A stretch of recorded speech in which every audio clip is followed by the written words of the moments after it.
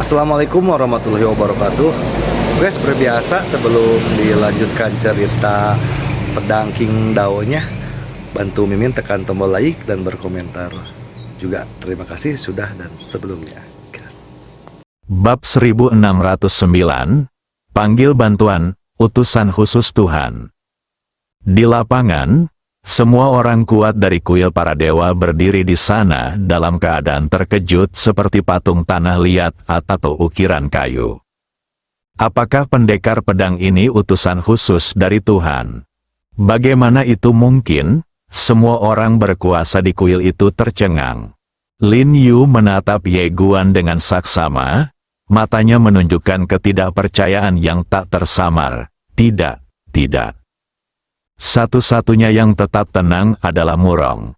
Dia menatap Ye Guan di kejauhan. Tentu saja, dia juga sangat terkejut. Utusan khusus Tuhan, reaksi pertamanya adalah itu tidak mungkin. Karena sebagai penguasa kuil, dia tahu bahwa para dewa telah menghilang selama bertahun-tahun. Bagaimana mungkin Ye Guan menjadi utusan khusus para dewa? Tapi nafas tadi, apakah itu palsu? Memikirkan hal itu, dia merasa bahwa hal itu semakin mungkin terjadi. Karena jika dewa itu muncul kembali, orang-orang di atas sana pasti tidak akan menyadarinya, dan tidak mungkin mereka tidak akan memberitahunya. Tatapan mata Murong berangsur-angsur berubah dingin. Di kejauhan, Ye Guan tidak kalah terkejutnya dibandingkan dengan orang-orang kuat dari berbagai kuil di lapangan. Mengeluarkan segel dewa adalah tindakan ketidakberdayaannya yang terakhir. Niat awalnya hanya untuk melihat apakah dia bisa lolos. Tetapi dia tidak menyangka bahwa biarawati dewa itu benar-benar akan berlutut. Hal yang nyata, bagaimana ini bisa asli? Sang Mei berkata bahwa segel suci ini tidak dapat bertahan dalam ujian. Di samping Ye Guan, Gupan sedang melihat biarawati dewi yang berlutut di depan Ye Guan. Dia juga bingung saat itu. Setelah bertengkar, dia menjadi salah satu dari dirinya. Palsu. Pada saat ini, Murong tiba-tiba keluar. Ye Guan meliriknya, lalu menatap ke arah suster sabit yang berlutut di depannya. Bangun. Sister Skite perlahan berdiri. Ye Guan menatap Murong yang tidak jauh darinya. Dia bilang, aku palsu. Bagaimana menurutmu? Suster Skite perlahan berbalik dan menatap Murong. Dengan jentikan tangannya, kekuatan yang mengerikan menyelimuti Murong. Murong tidak takut. Dia menatap Suster Skite dan berkata, dengan kekuatanmu, kamu secara alami dapat mengetahui apakah dia seorang penghujat atau bukan. Bagaimana seorang penghujat bisa menjadi utusan Tuhan? Selain itu, orang ini juga orang yang tertib, dan ketertibannya telah menjadi kekuatan yang harus diperhitungkan. Bagaimana orang seperti dia bisa menjadi utusan Tuhan? Suster Skite sedikit mengernyit, melihat Sister Skite ragu-ragu.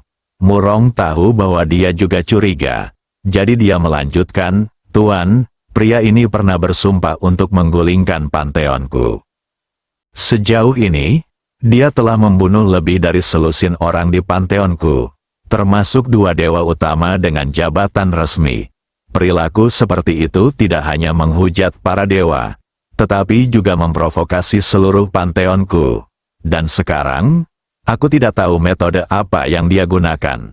Tetapi dia benar-benar menipu cermin dewa dan ingin menyamar sebagai utusan khusus para dewa. Hatinya benar-benar tercela. Sister Skite perlahan berbalik dan menatap Ye Guan. Ye Guan juga menatapnya. Dia tidak mengatakan apapun. Dia tahu bahwa keputusan itu tidak ada di tangannya. Tergantung pada apakah Skite Sister mempercayai dia atau Murong. Pada saat ini, Sister Skite tiba-tiba membuka telapak tangan kirinya. Ye Guan tahu apa yang dimaksudnya dan meletakkan segel dewa di tangannya. Suster Skite menatap segel suci di tangannya. Setelah beberapa saat, dia berkata, napas Tuhan. Nafas Tuhan, jelas saja, dia mempercayai Ye Guan. Mendengar ini, wajah Murong di kejauhan tiba-tiba menjadi gelap. Pada saat ini, dia menghadapi pilihan yang sulit, menyerah kepada Ye Guan, atau menyerah. Tentu saja dia tidak mau, mengingat kebencian Ye Guan saat ini terhadap Kuil Zongzong. Bagaimana mungkin Ye Guan membiarkan Kuil Zongzong pergi? Jika kita membiarkan dia pergi hari ini, itu seperti membiarkan harimau kembali ke pegunungan. Tetapi jika kau tidak menyerah, maka kau harus menghadapi Skite Sister ini. Di kejauhan, Ye Guan melihat Murong ragu-ragu dan tahu apa yang sedang dipikirkannya. Dia mengerutkan kening. Apakah orang ini begitu berani? Dia bahkan tidak takut pada gadis sabit itu. Dia diam-diam menjadi waspada. Ini adalah wilayah kuil pusat. Siapa tahu pihak lain punya kartu truf yang mengerikan. Gadis sabit itu menatap Murong dengan pandangan tenang. Terjadi keheningan yang mengerikan di mana-mana. Pada saat ini, orang-orang kuat dari berbagai kuil di lapangan semuanya sedikit takut ketika mereka melihat tatapan mata Murong. Apa yang ingin dilakukan bos ini? Orang di depanku adalah seorang biarawati suci. Ini tidak bisa diterima, setiap orang merasa berdebar-debar. Namun, pada saat yang menegangkan ini, Murong tiba-tiba tertawa dan berkata, "Kakak, silakan lakukan apapun yang kamu inginkan." Suster suci itu mengalihkan pandangannya darinya dan berbalik menatap Ye Guan dengan pandangan penuh tanya. Ye Guan segera berkata, "Pergilah ke kuil para dewa. Di sini jelas tidak aman." Biarawati suci itu mengangguk pelan, lalu memegang sabit dan mengayunkannya pelan di depan Ye Guan. Sebuah retakan dalam ruang dan waktu pun muncul. Ye Guan membantu Gupan berdiri dan berjalan masuk. Saat biarawati suci melangkah ke celah ruang waktu itu tiba-tiba menghilang. Murong menatap ke kejauhan cukup lama tanpa mengucapkan sepatah kata pun. Di lapangan, wajah orang-orang kuat dari kuil pusat dewa semuanya tampak agak jelek. Ye Guan dan kuil pusat dewa sekarang adalah musuh bebuyutan, dan orang ini telah berubah menjadi utusan Tuhan. Jelas bahwa pihak lain tidak akan membiarkan kuil pusat dewa pergi. Lagi pula, orang ini sangat jahat. Siapa yang bisa melakukan apapun padanya seiring berjalannya waktu? Utusan Tuhan. Sekarang Ye Guan telah dikonfirmasi. Begitu dia kembali ke istana dewa, bahkan jika 3 istana dewa tidak mengenalinya, 3 saudari dewa pasti akan mengenalinya, seperti juga para penganut garis keras yang pernah berjanji setia kepada para dewa. Pada saat itu, Ye Guan akan dapat mengeluarkan perintah atas nama para dewa. Memikirkan hal ini, wajah para orang kuat dari berbagai kuil niscaya menjadi semakin jelek. Sang pemimpin, Murong, menatap dalam ke langit, tidak tahu apa yang sedang dipikirkannya. Di terowongan waktu, Gupan tampak sedikit bersemangat. "Saudara Ye, apakah Anda benar-benar utusan Tuhan?" Dia telah berada di galaksi dewa selama beberapa waktu, jadi dia tahu sesuatu tentang peradaban para dewa ini. Ye Guan mengiriminya pesan, "Aku berpura-pura." Berengsek, senyum di wajah Gupan langsung membeku. Dia menatap Ye Guan dengan tak percaya. "Ini." Ye Guan berkata, "Jangan publikasikan." Tenggorokan Gupan tercekat. Ia melirik biarawati dewa di sampingnya dan berkeringat dingin. Kakak Ye benar-benar berbakat. Ia bahkan bisa berpura-pura. Ye memandang ke kejauhan, matanya masih serius. Melihat kesungguhan di matanya, Gupan berkata dengan suara yang dalam, "Kakak Ye." Ye Guan berkata dengan tegas, "Mereka tidak akan menyerah." Gupan terkejut dan berkata, "Gadis ini sangat kuat, beraninya mereka." Ye Guan segera meraih biarawati di depannya dan berkata, "Panggil seseorang." Suster suci menoleh dan menatapnya. tanpa berkata apapun. Ye Guan berkata dengan serius, "Gadis, mereka tidak akan pernah menyerah. Lagi pula, menurutku masalah ini tidak sesederhana itu. Bisakah kau memanggil lebih banyak orang untuk melindungiku?" Suster Suci berkata, "Kamu?" Ye Guan bingung. "Aku apa?" Suster Suci berkata, "Kamu," berteriak Ye Guan. Sang suster suci tiba-tiba mengeluarkan sebuah jimat dari sakunya dan menyerahkannya kepadanya. Melihat ini, Ye Guan langsung mengerti apa maksudnya. Ternyata dialah yang memintanya untuk meneleponnya. Dia mengambil jimat itu dan mengaktifkannya. Jimat itu sedikit bergetar. Tak lama kemudian, suara wanita dengan rasa penindasan yang mengerikan terdengar dari catatan itu. Ye Guan buru-buru berkata, "Tolong, tidak ada waktu." Di dalam jimat transmisi suara, terdengar suara bagaikan guntur yang meledak. Jimat itu hancur seketika, dan Ye Guan berdiri di sana dengan linglung. "Apa-apaan? Apa-apaan?" Ye Guan menatap suster sabit di depannya. Tetapi suster sabit itu sangat tenang. Dia menatap Ye Guan dan berkata dengan serius, "Mu memiliki temperamen yang buruk." "Ye Guan Dao, kamu berteriak?" Suster Skite menggeleng. "Tidak." Ye Guan bingung. "Kenapa?" Suster Skite berkata, "Dia memarahi aku." "Ye Guan," Suster Skite dengan lembut mengangkat sabit di tangannya dan berkata dengan percaya diri, "Aku akan melindungimu."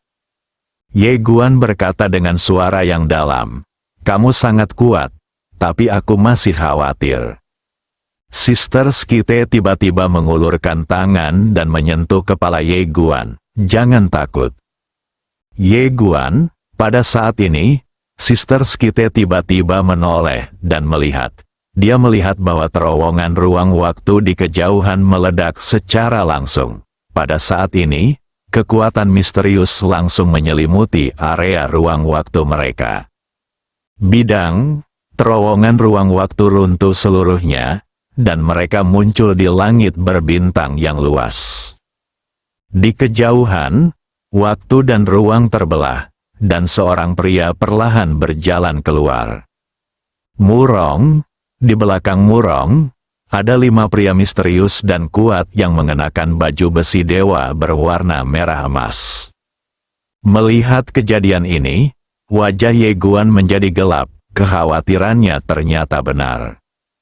Alasan pihak lain membiarkan mereka pergi adalah karena mereka tidak ingin mengambil tindakan di kuil pusat dan meninggalkan pegangan apapun. Bagaimanapun, yang ada di depannya adalah seorang biarawati suci. Ye Guan berpikir dalam hati, "Senior Zongxin, seberapa kuatkah Murong?" Zongxin berkata, "Saya tidak tahu, karena saya belum melihatnya beraksi selama bertahun-tahun." Ye Guan berkata, "Apakah dia membunuh gurumu dengan cara yang jujur?" Zongxin berkata, "Ya." Wajah Ye Guan menjadi gelap. Saudari sabit sangat kuat. Begitu kuatnya sehingga membuat orang putus asa. Namun, jika Murong berani datang, dia harus memiliki kepercayaan diri. Suster Skite menatap Murong dengan mata tenang. Murong tersenyum dan berkata, "Kakak, orang ini adalah seorang penghujat. Ini adalah fakta.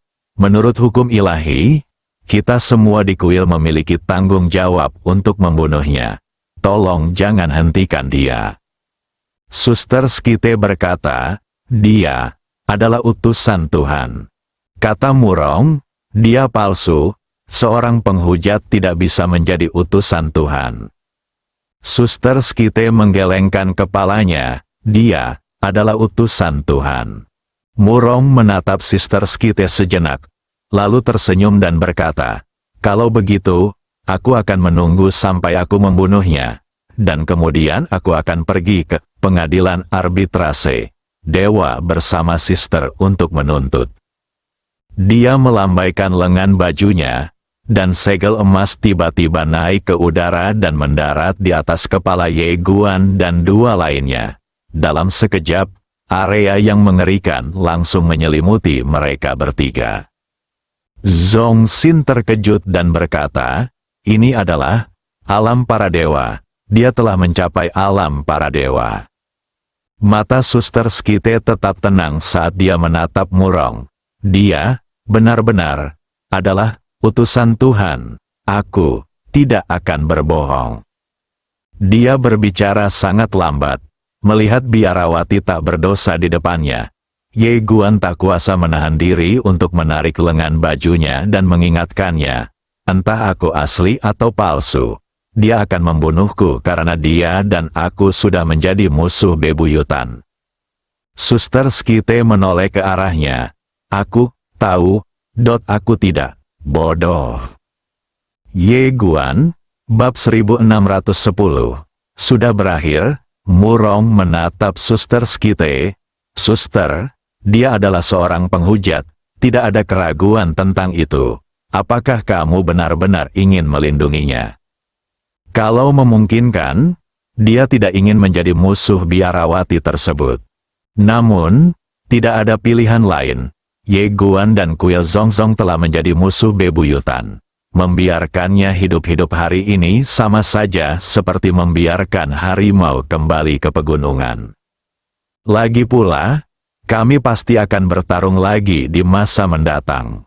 Karena kita masih akan berselisih di masa mendatang, mengapa tidak melakukannya sekarang selagi Anda masih mempunyai keuntungan?" Suster Skite mengerutkan kening. Lalu setelah beberapa saat, dia berkata, "Biarkan aku memikirkannya."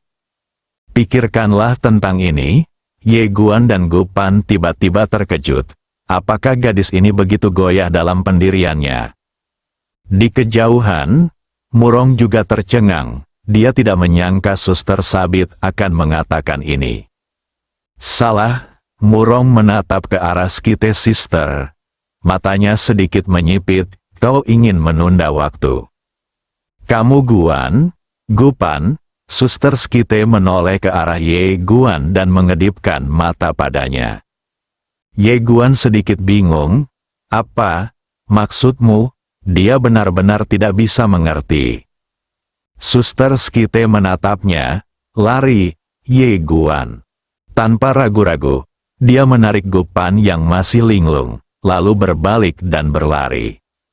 Murong menyipitkan matanya sedikit, menjentikkan lengan bajunya, dan cahaya keemasan tiba-tiba menyapu dari segel utama kuil.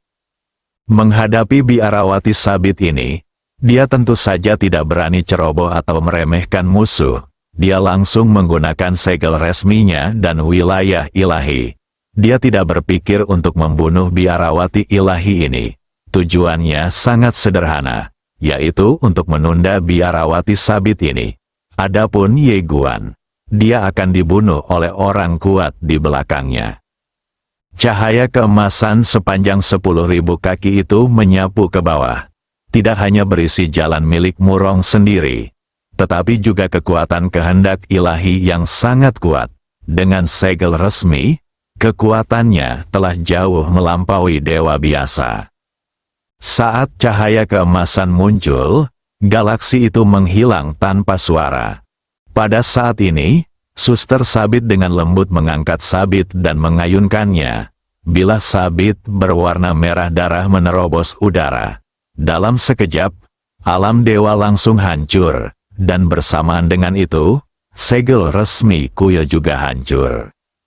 Murong mundur puluhan ribu kaki jauhnya. Kekuatan sabit sungguh mengerikan. Setelah Murong berhenti, dia melihat bekas luka yang dalam di dadanya dan tertawa, seperti yang diharapkan dari seorang biarawati suci. Kekuatannya sangat mengerikan. Saat dia berbicara, dia merentangkan kedua telapak tangannya dan mengepalkannya dengan lembut. Waktu dan ruang yang telah musnah di sekitarnya tiba-tiba berubah menjadi pusaran hitam yang aneh saat ini. Kekuatan Tao, itu bukan kekuatan kehendak Tuhan. Dia tidak hanya berada di alam dewa, tetapi juga dewa kehidupan. Tiba-tiba, Murong mengulurkan tangan kanannya, dan dalam sekejap, napas waktu kuno tiba-tiba muncul dari pusaran hitam. Kemudian, sebuah tangan raksasa terentang darinya, lalu meraih biarawati sabit yang tidak jauh dari sana. Di kejauhan, suster sabit mengangkat sabit di tangannya dan mengayunkannya dengan ganas di depannya. Tertawa, sebilah sabit berdarah menembus udara, dan suara sobekan tajam terdengar. Tangan raksasa yang menopang langit terkoyak. Namun, bilah sabit berdarah itu tidak menghilang. Ia langsung masuk dan membunuh Murong dengan kekuatan yang tak terkalahkan. Wajah Murong tampak tenang. Ia merentangkan kedua telapak tangannya dan seberkas cahaya melesat ke langit dari telapak tangannya. Seberkas cahaya ini benar-benar menghalangi cahaya berdarah dari bilah sabit. Rune yang tak terhitung jumlahnya muncul dalam sorotan cahaya itu. Namun, pada saat ini, seberkas cahaya darah melesat di langit dan menebas pilar cahaya itu dengan ganas.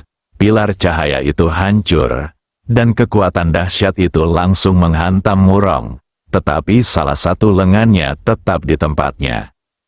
Setelah Murong berhenti, dia melihat lengan kanannya yang kosong dengan ekspresi yang lebih serius dari sebelumnya. Wanita di depannya berada di alam dewa, dan dia juga berada di alam dewa, tetapi dia tidak menyangka bahwa kesenjangan antara kekuatannya dan wanita ini begitu besar. Murong tahu bahwa dia tidak akan mampu menandingi wanita di depannya jika dia bertarung sendirian. Memikirkan hal ini, dia tidak ragu lagi dan berkata, "Mulailah pertarungan." Begitu kata-kata itu terucap, puluhan ribu cahaya keemasan tiba-tiba melesat ke angkasa dari kuil Dewa Zongzu, menembus ruang dan waktu secara langsung dan tiba di ladang bintang ini. Mereka berkumpul bersama dan langsung berubah menjadi sangkar emas yang menutup rapat ruang dan waktu di ladang tersebut. Kemudian, suara nyanyian kuno perlahan terdengar dari sangkar emas tersebut. Susunan penjara Tuhan, ini adalah formasi terkuat dari kuil pusat para dewa, dan juga kartu truf di bagian bawah kotak. Formasi ini diciptakan oleh orang yang sangat kuat di sistem bintang ilahi. Selama bertahun-tahun, setiap kepala kuil di kuil pusat para dewa terus memperkuatnya. Sejak formasi ini dipasang di kuil pusat para dewa, formasi ini tidak pernah digunakan. Dan sekarang, dia harus mengaktifkan formasi ini. Untuk mengaktifkan formasi ini, setidaknya dibutuhkan puluhan miliar kristal roh sejati. Tidak hanya itu, setidaknya dibutuhkan 50 pembangkit tenaga alam dewa utama. Dapat dikatakan bahwa dia sekarang menggunakan seluruh kekuatan Pantheon Pusat untuk menghentikan Skite Sister. Saat sangkar emas itu muncul, Suster Skite mengerutkan kening dan tiba-tiba melemparkan sabit di tangannya. Tertawa, terdengar suara robekan yang tajam dan menusuk, dan cahaya berwarna merah darah menebas dengan ganas dinding penjara emas tak jauh dari sana. Pisau ini benar-benar membuat lubang di dinding penjara emas itu, namun lukanya sembuh dalam sekejap. Melihat pemandangan ini, wajah Murong di luar tiba-tiba menjadi gelap. Dia menyadari bahwa bahkan formasi penjara dewa ini tidak dapat menjebak biarawati dewa terlalu lama. Dia menoleh ke sisi lain, dengan kekhawatiran di matanya. Kelima orang itu harus membunuh Ye Guan dan 2 orang lainnya secepat mungkin. Sisi lain, Ye Guanyu dan Gupan berlari sekencang-kencangnya, namun mereka tidak berlari asal-asalan, melainkan berlari ke arah yang ditunjuk oleh Skite Sister. Pergilah ke kuil dewa di sistem bintang dewa. Akan tetapi, mereka tidak berlari lama sebelum 5 aura kuat mengunci mereka. Wajah Ye Guan menjadi gelap. Dia berbalik dan melihat 5 pria kuat berdiri tidak jauh dari sana. Mereka memancarkan aura yang sangat menakutkan. Meskipun mereka tidak sekuat Murong, mereka jelas termasuk yang teratas di alam dewa-dewa. Di samping Ye Guan, wajah Gupan juga menjadi gelap. Ye Guan berkata, "Senior," Zhongxin muncul di atasnya dan berkata, "Aku akan melawan mereka bertiga." Ye Guan merasa lega. "Oke." Ye Guan menatap Gupan, "Satu untuk setiap orang." Gupan mengangguk. "Oke." Setelah mengatakan itu, dia perlahan mengepalkan tangannya. Meskipun dia tidak lagi memiliki tubuh fisik, auranya masih kuat. Ye Guan berkata, "Lakukan." Begitu dia selesai bicara, Zhongxin tiba-tiba menyerbu keluar dan langsung mengunci 3 dewa penguasa yang kuat di kejauhan. Di belakangnya ada Gupan. Dengan serangan Gupan, bintang-bintang yang tak terhitung jumlahnya muncul, dan tempat ini langsung berubah menjadi lautan bintang. Ye Guan juga menghilang dari tempat itu. Sasarannya adalah dewa-dewa yang tersisa. Dia memegang pedang King Xuan dan langsung menggunakan penekan waktunya sendiri. Dia tahu betul bahwa tidaklah bijaksana untuk bertarung dengan lawan sekarang. Dia ingin membunuhnya dengan satu pedang. Di kejauhan, prajurit alam dewa-dewa yang kuat yang dikunci oleh Ye Guan jelas menyadari niat membunuh Ye Guan. Dia tidak menghadapi Ye Guan secara langsung, tetapi gemetar dan mundur dengan keras. Dengan paksa melepaskan diri dari kuncian Ye Guan dan menjauhkan diri dari Ye Guan lagi. Ye Guan menusuk udara dengan pedangnya. Ia menatap ke arah ahli alam dewa yang kuat itu. Ahli itu tidak melakukan tindakan apapun, tetapi hanya menatapnya dalam diam. Ye Guan tidak meneruskan serangannya, melainkan berbalik dan langsung menyerbu ke arah penguasa alam dewa-dewa yang sedang bertarung dengan Gupan di sampingnya. Prajurit alam dewa-dewa yang kuat yang sedang bertarung dengan Gupan melihat Ye Guan tiba-tiba menyerbu ke arahnya, dan wajahnya berubah drastis dalam sekejap. Dia secara alami tahu betapa mengerikannya pedang Ye Guan, dan dia tidak berani melawan sama sekali. Dia mundur dengan keras. Tetapi dia tidak mundur lama sebelum dia dihalangi oleh Gupan. Pada saat ini, pedang Ye Guan telah mencapainya. Penguasa alam dewa-dewa yang kuat mengepalkan tangannya erat-erat dan langsung melepaskan domainnya yang kuat. Namun, domainnya sama sekali tidak berpengaruh pada Ye Guan. Pedang Ye Guan dengan mudah merobek domainnya. Melihat ini, tekad melintas di matanya. Dan dia langsung membakar tubuh dan jiwanya, lalu menghantam Ye Guan dengan keras. Ledakan, semburan api dan cahaya pedang meledak pada saat yang sama, dan keduanya mundur dengan keras pada saat yang sama. Ketika pembangkit tenaga listrik alam dewa-dewa berhenti, tubuhnya yang terbakar langsung meledak, dan Gupan meninjunya dengan keras, ingin membunuhnya dengan satu pukulan. Tetapi dalam sekejap, pembangkit tenaga listrik alam dewa-dewa yang sebelumnya bertarung melawan Ye Guan berdiri di depannya. Begitu kekuatan kedua orang itu berpotongan, area tempat mereka berada langsung meledak. Gupan mundur dengan kasar lagi dan lagi.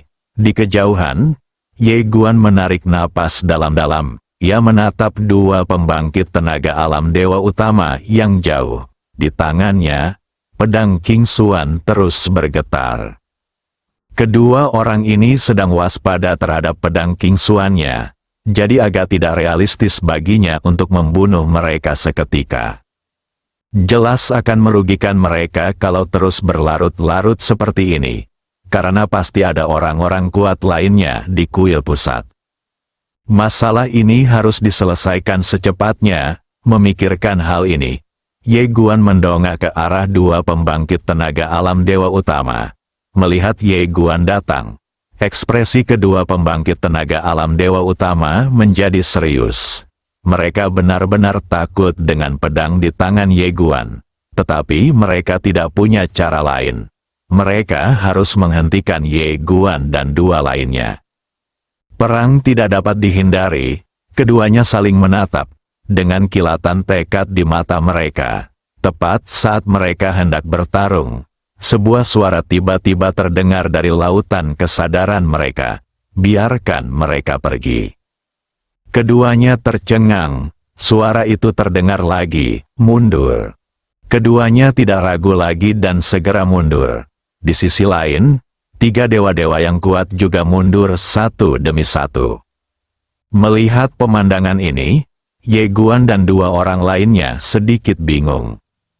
Zhong Xin tiba-tiba berkata, "Jangan khawatir, segera pergi ke kuil para dewa." Ye Guan menoleh dan melihat ke kanan, sedikit khawatir.